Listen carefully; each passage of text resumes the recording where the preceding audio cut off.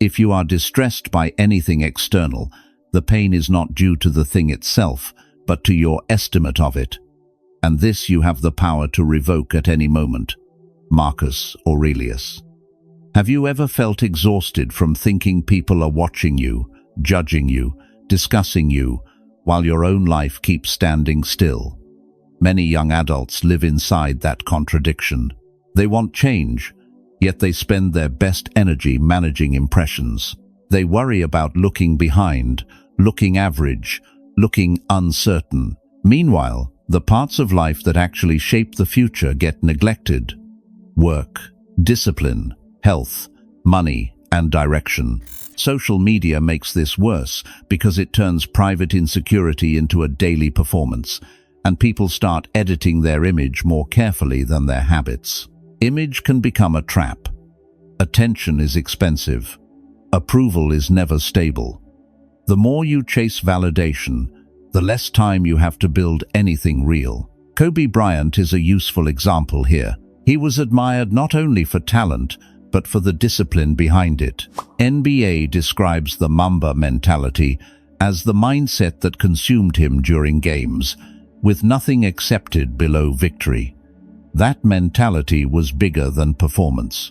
It reflected obsession with improvement, repetition, and standards, not with whether people were impressed on a given day.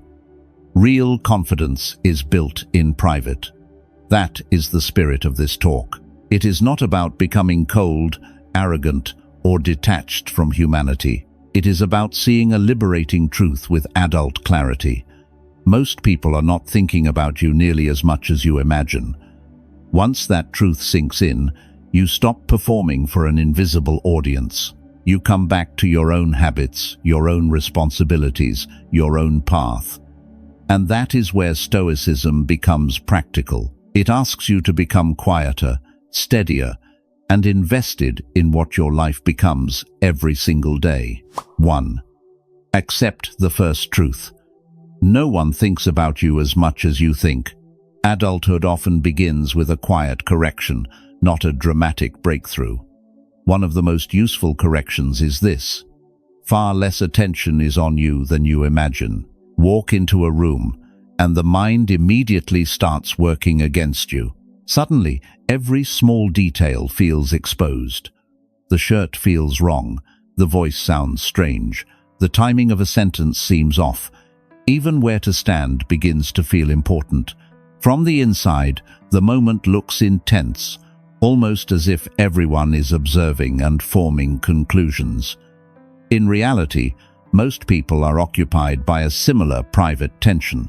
Their thoughts are circling around their own face, their own words, their own awkwardness, their own place in the room. Most people are too busy managing themselves to study you. That single truth can remove a surprising amount of pressure.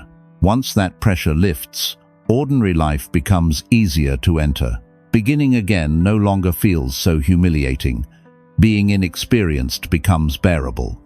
Learning a new skill stops feeling like a public embarrassment. A career shift no longer looks like a public collapse. Even changing a habit feels less dramatic. Much of the fear was never about the thing itself. It came from the imagined audience surrounding it. Remove that audience, and action becomes lighter. Progress becomes possible. This is where Stoicism becomes practical rather than abstract. The point is not to dismiss people, and certainly not to treat others with contempt. The point is to stop handing over so much authority to passing opinions, imagined judgments, and facial expressions that may not mean anything at all. Too much energy gets wasted interpreting every glance as a verdict. Too many decisions get delayed because embarrassment feels fatal. Yet embarrassment loses force the moment attention is seen clearly. The spotlight in your head is brighter than the one outside. Most awkward moments fade almost instantly in the minds of others. Most mistakes are not stored in some permanent public memory. Most people move on because they were never focused on you that deeply to begin with. Relief begins there. No longer needing to manage every impression opens space for something better. Instead of monitoring your image in real time, attention returns to the moment itself. Instead of wondering how you are being received, you start participating. Instead of editing every move, you start living. That shift matters because self-consciousness splits a person in two. Half of the mind is trying to act, while the other half is standing above it, criticizing every detail. Exhaustion follows quickly from that kind of division. A simpler mind is a stronger mind. Confidence, then, does not begin when everyone approves. It begins when approval loses its central place. The room may still contain judgment. Someone may still misunderstand you. An awkward exchange may still happen. None of that has to control your next step. Freedom grows the moment. Imagine surveillance stops running your choices. A small mistake is rarely as public as it feels. With that understanding, recovery becomes faster. Risks become more reasonable. A person can try, fail, adjust, and continue without turning every imperfect moment into a personal crisis. Many lives become unnecessarily narrow because too much effort goes into avoiding discomfort in front of others. Better chances are missed. Important conversations are delayed. New directions remain unexplored, all because of a fear that other people are paying close attention. Usually, they are not. And that is not a depressing fact. It is a liberating one. Freedom begins when you stop performing for invisible judges. From there, the first serious step toward a focused life becomes possible. Less theater, less self-monitoring, more action, more honesty, more room to become the person your life actually needs. 2. What exhausts you is not life itself. It is the need to be recognized. At first glance, exhaustion seems easy to explain. Work is demanding, responsibilities never end, deadlines accumulate, money needs to be earned. Adult life asks for steady effort, often without much rest. Yet another layer of fatigue sits underneath all of that, and it is far less obvious. A deep drain appears when effort is quietly tied to the hope of being noticed. Hard work starts to feel heavier when praise is expected but does not arrive. Discipline becomes harder to maintain when nobody comments on it. Kindness feels strangely expensive when gratitude never comes back. In many cases, the task itself is not what breaks a person down. The hidden demand for recognition does. Unseen effort can feel heavy when the ego is hungry. That is why a difficult question has to be faced. What exactly is driving the effort? A solid answer changes everything. Doing the right thing because it is right creates one kind of life. Doing it mainly for approval creates another. The second path always leads to instability because attention from others is irregular by nature. Sometimes it comes. Sometimes it does not. Some seasons bring encouragement. Others bring silence. Build motivation on applause, and silence will feel like rejection. Build on inner standards, and silence becomes irrelevant. Real maturity includes learning how to keep going without immediate acknowledgement. That kind of strength feels lonely at first, because modern culture constantly links value to visibility. If something is not praised, shared, reposted, or celebrated, it begins to feel invisible. Then, doubt enters. Does this even matter? Was all this effort pointless? Those questions can slowly poison consistency. Still, some of the most important parts of life grow almost entirely in private. Skill develops that way. Trust develops that way. Physical health develops that way. Financial order develops that way. Inner steadiness develops that way. What matters most is often built when nobody is watching. Recognition is not the enemy. Appreciation can encourage the heart. Respect can strengthen resolve. Being seen can feel deeply human. The problem begins when recognition turns from a blessing into a requirement. At that point, the relationship with work becomes unhealthy. Every quiet response feels insulting. Every lack of praise starts to look like disrespect. Every unnoticed effort seems to prove that nothing matters. That is far too much power to place in the hands of other people, especially when their attention is inconsistent, distracted, and temporary. Stoicism offers a cleaner foundation. Instead of asking whether the world has acknowledged your effort yet, it asks whether the effort itself is worthy. Instead of measuring the day by applause, it asks whether your actions matched your principles. That shift restores dignity to ordinary discipline. A good job remains a good job, even when nobody comments on it. A decent act remains decent, even when nobody thanks you. A promise kept to yourself still has value, even when nobody else knows it happened. Applause is pleasant, but it cannot be your fuel. Once the need for constant recognition begins to loosen, a different kind of energy appears. Resentment fades. Patience grows. The process becomes easier to respect. Quiet effort no longer feels like failure. Consistency no longer depends on attention. More importantly, identity becomes sturdier. Life cannot shake you as easily when your reason for continuing does not depend on the mood of the crowd. Private discipline builds public strength. That is the deeper freedom here, not becoming indifferent to others, but becoming stable enough that their response is no longer the force that determines whether you continue. 3. Focus is not doing more. Focus is cutting off what does not serve your life. At first, focus sounds like a productivity word. It seems to describe efficiency, intensity, or the ability to handle many things at once. In real life, it means discipline. Focus is removal. Focus is refusal. Focus is the decision to protect your time, attention, and emotional energy from everything that keeps pulling your life sideways. That is why the phrase "focus on your life" sounds simple but feels brutal in practice.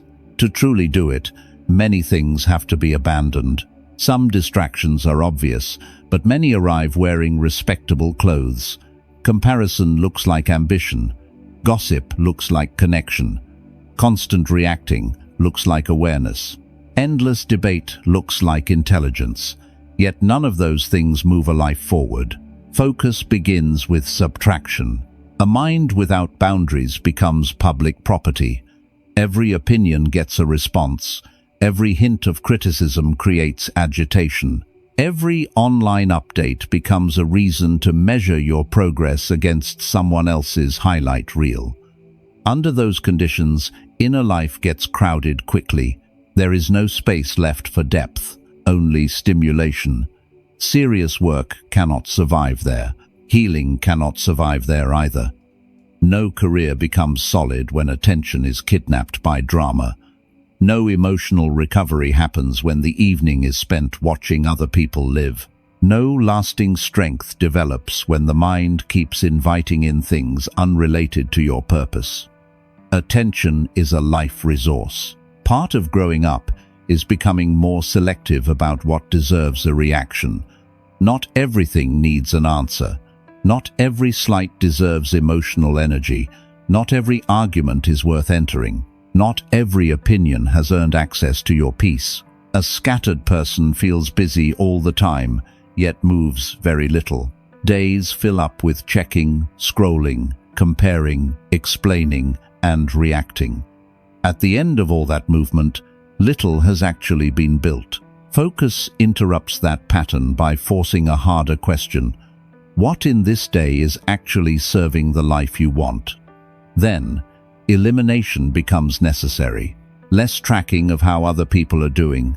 Less obsession with who is moving faster. Less curiosity about who is ahead, admired, noticed, or winning in public. Less time spent defending yourself to people who were never committed to understanding you. Less emotional volunteering for conflicts that do not improve your character, your work, or your future. None of that is cold. It is disciplined. Not everything deserves entrance. A focused life is not smaller. It becomes powerful through exclusion. Stoicism is useful here because it places value on directed energy. What matters is not how many things can be touched in one day, but whether life is being shaped by clear intention. A person trying to carry everyone else's noise will eventually drop their own future. There is no way to hold the world close and still lift yourself with force. Every meaningful life requires closures. Some doors need to stay shut. Some conversations need to end early. Some digital habits need to die. Some relationships need more distance. Some entertainment needs limits. Some curiosity is disguised avoidance. Focus, then, is not a talent possessed by lucky people. It is a structure built through repeated exclusion. A stronger future rarely comes from adding more input. More often, it arrives when unnecessary input is cut away long enough for clarity to return. What you protect shapes what you become. The point is not to become detached or hard. The point is to become available to your own life again. Less noise, less theater, less emotional leakage. Then the mind can gather itself. Then effort starts to matter. Then progress stops being an idea and becomes a direction forward. 4. Discipline is how adults save themselves. Inspiration has a beautiful image. It feels bright, dramatic, and full of momentum. Discipline is less attractive. It looks repetitive. It looks plain. It looks like ordinary effort done again after the mood disappears. Yet when adult life becomes unstable, discipline is the thing that saves it. Not excitement, not motivation, not a perfect plan. What rescues a person is a small structure that still holds when emotions do not cooperate. Discipline protects you from your moods. That is why waiting to feel ready is dangerous. Readiness comes and goes. Energy rises and falls. Some mornings feel clear and strong. Others feel heavy before the day even starts. A life cannot depend on emotional weather. Something steadier has to take command. Fixed actions do that. Getting up when it is time. Starting work when it is time. Keeping promises made to yourself. Handling small tasks before they become heavy ones.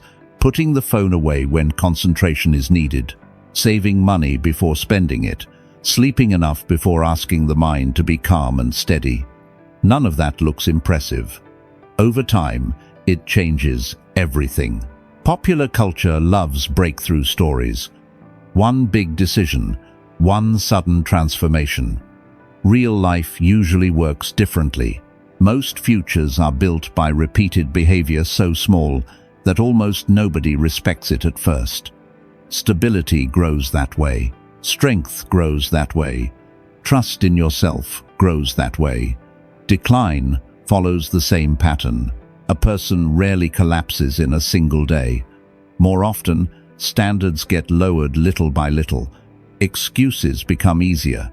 Delays become normal. Comfort becomes a habit. Then one day, the damage looks dramatic, even though it was assembled quietly over months. A weak life is usually built gradually. The same rule applies in the other direction. Reinvention rarely arrives in one night. Progress usually comes through steady reduction of weakness. A little less avoidance, a little less self-betrayal, a little less emotional chaos, a little more order, a little more honesty, a little more follow-through. That is why discipline matters so much. It turns growth into something concrete. Instead of admiring the idea of becoming stronger, it asks for repeated proof, not speeches, not intentions, not emotional declarations, evidence. Adult strength is often misunderstood because the visible result appears long after the hidden work begins. Improvement can look sudden from the outside. Better health, stronger finances, more control, deeper confidence, cleaner habits, sharper thinking. People notice the change and call it talent, timing, or luck. Almost never do they see the mornings when doing the task felt annoying, boring, or inconvenient. Almost never do they see the private moments where comfort lost the argument. What looks sudden was practiced quietly.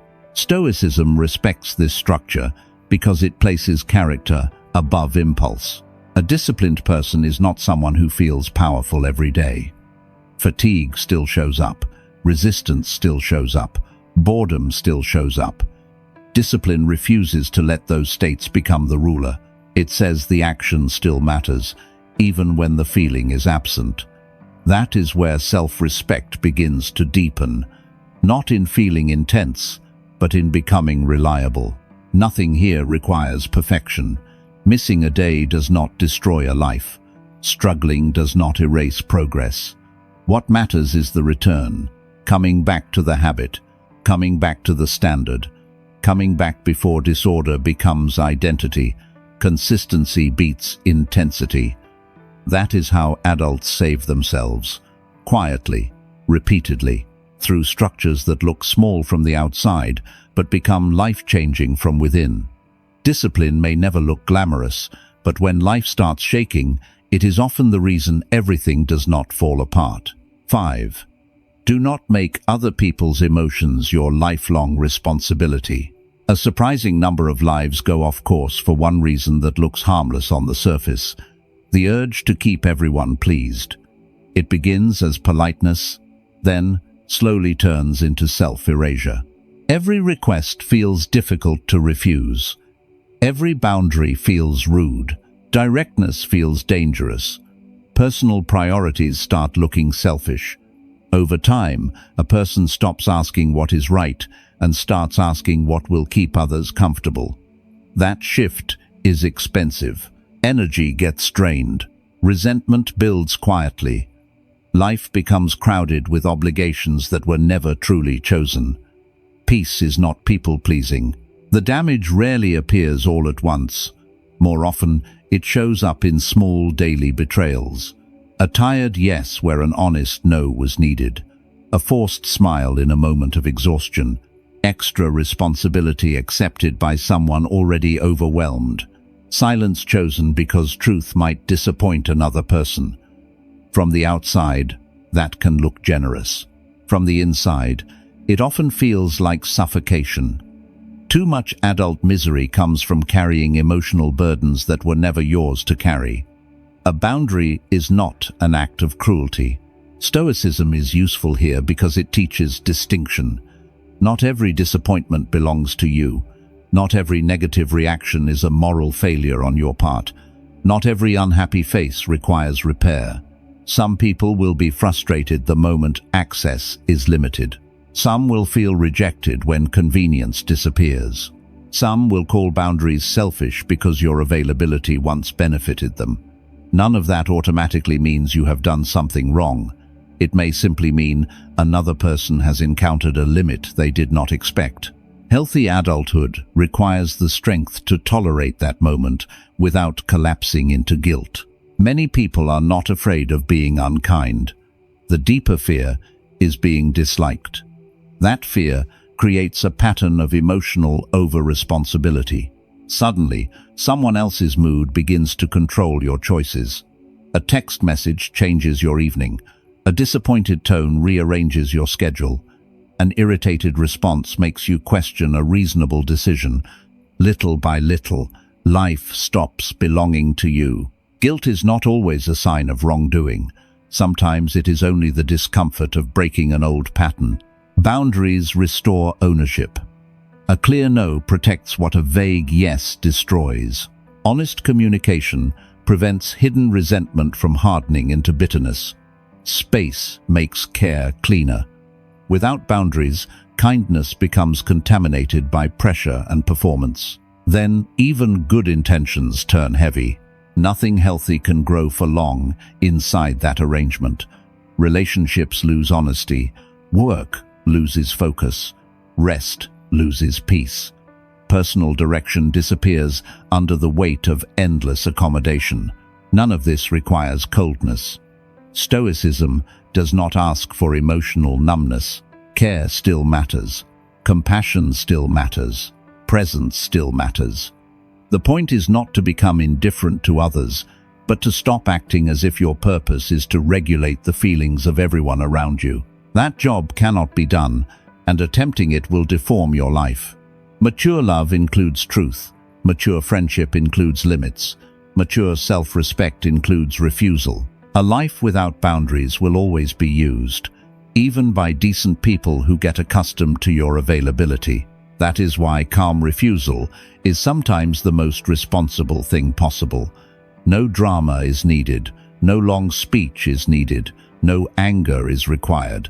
A simple answer can protect an entire future. No is a complete sentence when peace is on the line. The moment boundaries become real, energy returns, clarity returns, direction returns. Life becomes livable again, not because everybody is pleased, but because your soul is no longer organized around preventing everybody else's discomfort. 6. Break the habit of over-explaining. One of the clearest signs of dependence on outside approval is the urge to explain yourself too much. A decision gets made, and immediately the mind starts preparing a defense. Leaving a job seems to require a justification. Changing a lifestyle seems to require a speech. Choosing silence seems to require clarification. Even success can feel like something that must be softened so other people stay comfortable. Underneath that pattern sits the same desire to be understood, validated, and approved. Over-explaining is often disguised insecurity. The habit looks harmless, but it creates a subtle captivity. Too much life gets spent building explanations for people who were never committed to understanding in the first place. Some ask from curiosity. Some ask because they feel entitled to an account. Some ask because your change unsettles them. Others simply want a version of your decision that is easier for them to accept. None of that means an explanation is owed. Privacy is not deception. Restraint is not dishonesty. Not everyone deserves access to your inner process. A steadier life begins when that truth is accepted. Full transparency is not always a virtue. Constant self-justification weakens conviction because it shifts attention away from whether a choice is honest and necessary and toward whether it will calm the people watching. That is a costly trade. Maturity changes the rhythm. Fewer announcements, fewer defenses, less emotional paperwork.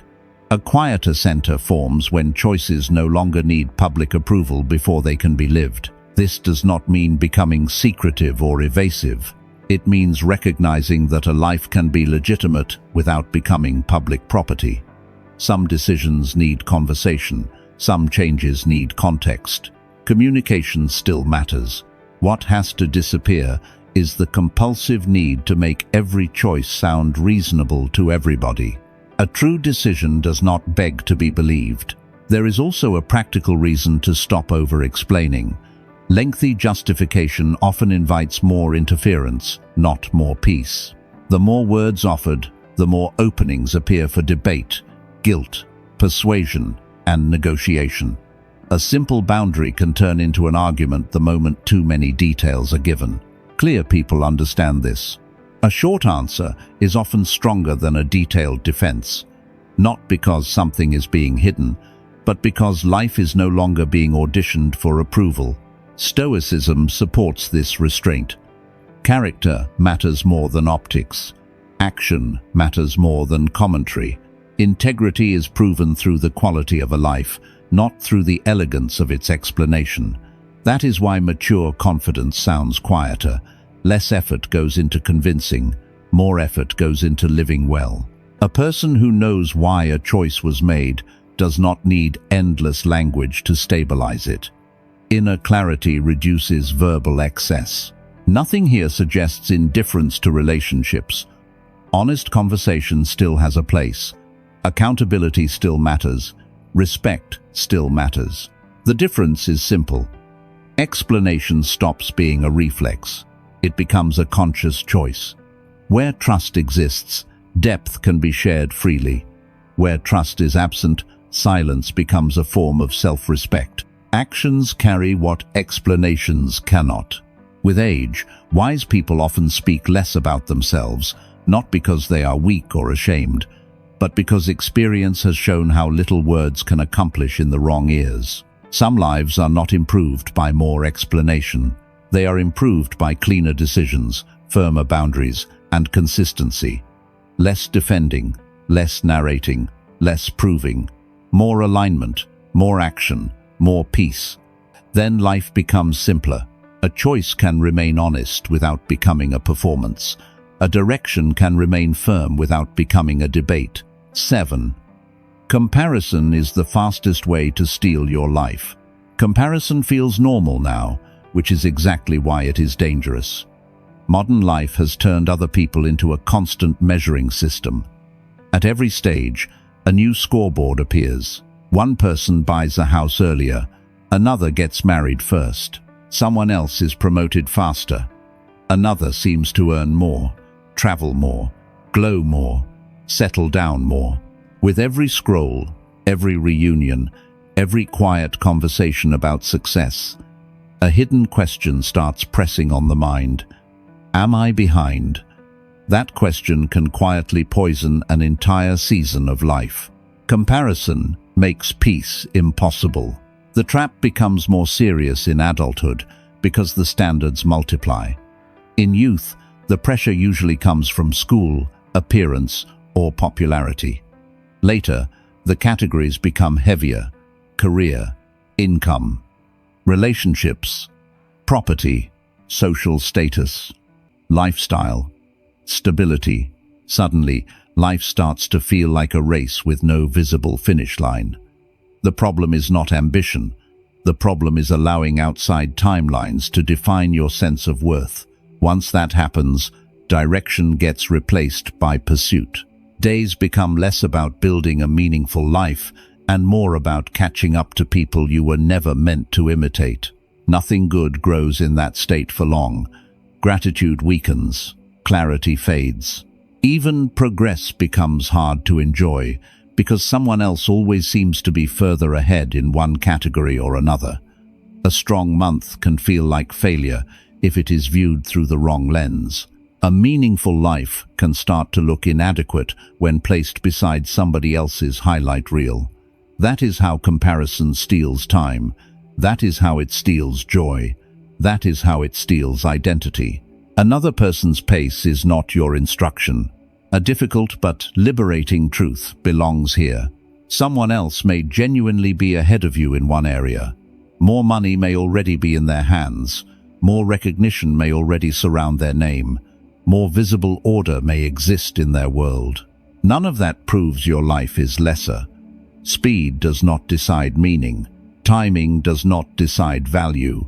Appearance does not decide depth. There are people moving quickly in the wrong direction. People looking successful while privately collapsing. People reaching milestones that do not even fit the life they actually need. That is why the better question is never why them first. A far more useful question sounds simpler and carries more weight. Am I moving forward from where I was? That question restores personal responsibility without humiliation.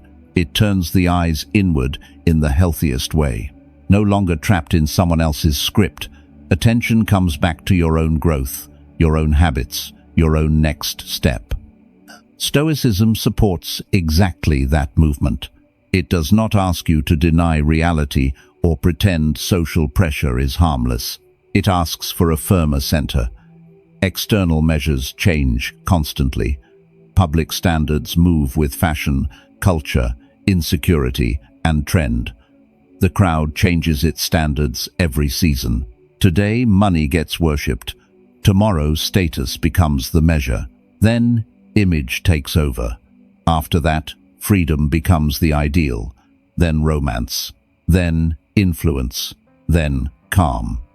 The standard keeps changing because the crowd is not searching for truth. It is searching for a new object of desire.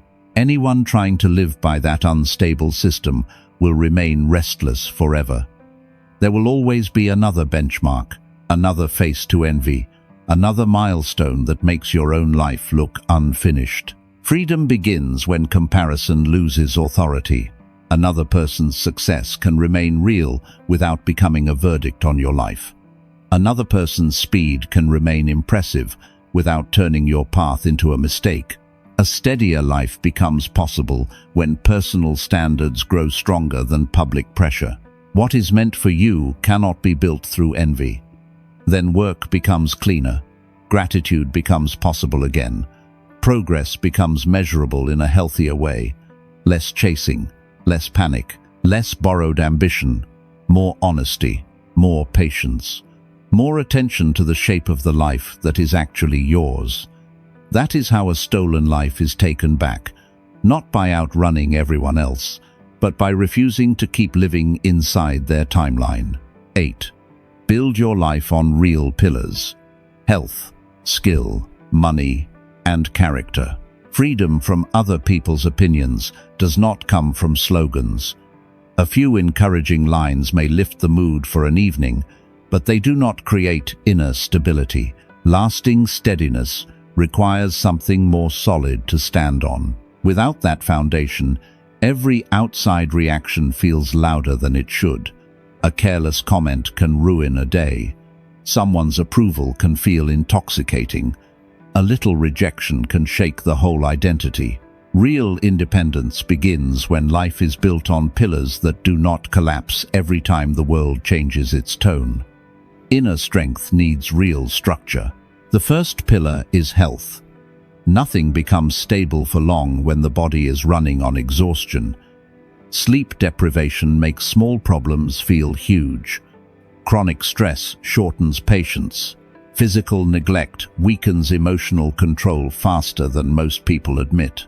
A tired body produces a noisy mind, and a noisy mind becomes easy to influence. That is why health is not vanity. It is not a side project. It is part of self-command. Better rest, better food, movement, breathing room, and recovery all strengthen the ability to think clearly under pressure. A stronger nervous system creates a stronger life. Next comes skill. Confidence built on image disappears quickly. Confidence built on competence lasts longer because it has evidence behind it. When real ability is growing, dependence on praise starts shrinking. That does not mean insecurity vanishes overnight. It means something stronger begins to replace it. The person with actual skill no longer has to survive on appearance alone. Progress can be felt in the hands, in the work, in the results, in the level of problem solving now available. Competence quiets a lot of fear. That is why serious growth always includes learning, practice, repetition, and patience. Skill gives dignity because it creates usefulness. Then comes money. This subject often makes people uncomfortable, but avoiding it only creates more pressure. Financial instability places the mind in a vulnerable position. Desperation weakens decision-making. Dependence invites compromise. A lack of savings turns small disruptions into emotional crises. Money does not make a human being worthy, but financial order does increase freedom. Bills paid on time, debt handled wisely, spending controlled, and savings built steadily all reduce the need to bow under unnecessary pressure. Not every problem is solved by money, but many forms of avoidable fear become smaller when financial reality is handled with maturity. The last pillar is character, and without it, the others become dangerous. Health without character can become vanity. Skill without character can become ego. Money without character can become corruption. Character is what keeps a person upright when no audience is present. It governs honesty, restraint, courage, and moral clarity. Reputation depends on other people. Character remains yours. That difference matters more with age. Image bends with opinion. Character stands without it. This is where Stoicism becomes deeply practical. It does not promise popularity. It does not guarantee admiration. Nothing in it says the world will suddenly become fair or kind. What it offers is something stronger than that. It offers stability. With health, skill, money, and character being built deliberately, approval loses some of its spell. Other people's thoughts still exist, but they stop becoming the center of emotional life. Less energy goes into impressing. More energy goes into strengthening. Less dependence on reaction. more trust in what is being built quietly. A strong life is built from the inside out. Once those pillars begin holding real weight, there is less need to run around asking the world to confirm your value. Life itself starts answering that question for you. 9. Work in silence. Let results speak. There is a powerful form of maturity. Fewer declarations get made, fewer promises are offered. Less energy is spent describing the future before work has been done. In place of all that noise, something stronger appears. Action. Quiet, repeated action. The alarm rings, and the day begins. Necessary work gets handled. Study continues while other people are talking about what they want to become. Money gets saved while others are busy performing wealth.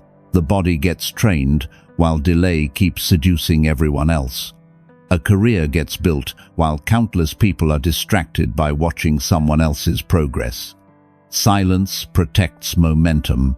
Much of adult weakness comes from talking too early. Plans feel satisfying to describe because words can imitate progress. A bold intention can sound like movement. Public commitment can create the illusion that something important has already started. But talk is cheap. It relaxes the mind before discipline has earned that relief. It offers emotional reward before effort has paid the price. Then, energy gets scattered. The identity of being serious replaces the harder reality of living seriously. Speech can become a substitute for effort. That is why quiet work is so powerful. Without performance, attention returns to process. There is no pressure to look impressive. There is no need to curate the struggle. There is no temptation to report progress to people who cannot build your life anyway. A simpler rhythm takes over. Wake up, handle what matters, improve the skill, protect the savings, strengthen the body, keep the standard. Repeat. None of that is glamorous, but glamour has never been the thing that changes a life. At some point, the phrase, "nobody cares," stops sounding bitter and starts sounding freeing. That shift changes everything. If most people are not paying close attention, there is no need to keep performing for them. If their attention is brief and unstable, it makes no sense to organize a life around impressing them. Freedom enters right there. The desk becomes enough. The plan becomes enough. The private standard becomes enough. Not being watched is a gift. Instead of wasting effort on image, energy returns to construction. This is freedom, and it is often misunderstood. Freedom is not doing whatever feels good in the moment. Freedom is not endless expression without consequence. Freedom is not living without structure. A life ruled by impulse is not free. It is unstable. The deeper form of freedom appears when outside attention stops controlling the inner world. No longer dragged around by praise, criticism, curiosity, envy, or pressure, the mind becomes available for meaningful work again. Stoicism supports that clean way of living. Results matter more than performance. Character matters more than image. Process matters more than display. Nothing in that philosophy asks you to become invisible out of fear. The point is different. Let work become more important than witness. Let substance become more important than narrative. Let progress become more important than presentation. A strong life does not need daily advertisement. Eventually, results begin speaking in a language louder than self-promotion ever could. Better health speaks. Sharper skill speaks. Stronger finances speak. A calmer face speaks. More stable decisions speak. More grounded confidence speaks. No speech can compete with evidence. No promise sounds as convincing as a changed life. Silence is not passivity. It is concentration. It is self-respect. It is the refusal to interrupt construction just to be seen constructing. In the end, the quiet worker is not missing out. The quiet worker is too busy building a life that no longer needs explanation. There is a truth in this message that may sound cold at first, but it becomes useful the moment it is accepted. No one cares about your life more than you do. That is not a tragedy. It is a call to grow up. It is a reminder that your direction cannot be outsourced, your peace cannot depend on applause, and your future cannot be built by waiting for permission. Your life needs your attention most. So stop asking the world to approve your seriousness before you begin. Stop delaying important change until somebody notices your effort. Stop explaining choices that are helping you become healthier, clearer, calmer, and stronger. Much of adult suffering comes from giving too much power to outside reaction and too little power to daily action. The way back is simpler than it seems. Put attention where it belongs. Protect your health. Respect your work. Strengthen your finances. Guard your mind. Build your character. Return to the small habits that quietly shape a life. Small actions decide large outcomes. Eventually, something shifts. The question, "What do they think?" starts losing urgency. The need to impress begins fading. The fear of being misunderstood stops controlling every move. In its place comes something steadier, a life with direction, a mind with more order, a self-respect that does not swing with every opinion. A built life answers louder than words. That is the deeper point of all this. Not everyone needs to be convinced. Not everyone needs to be impressed. That is when adulthood starts feeling grounded and real. What matters is becoming stable enough that noise no longer pulls you away from what matters. Steadiness is stronger than attention. Keep building with that spirit, and the life taking shape in private will eventually speak for itself.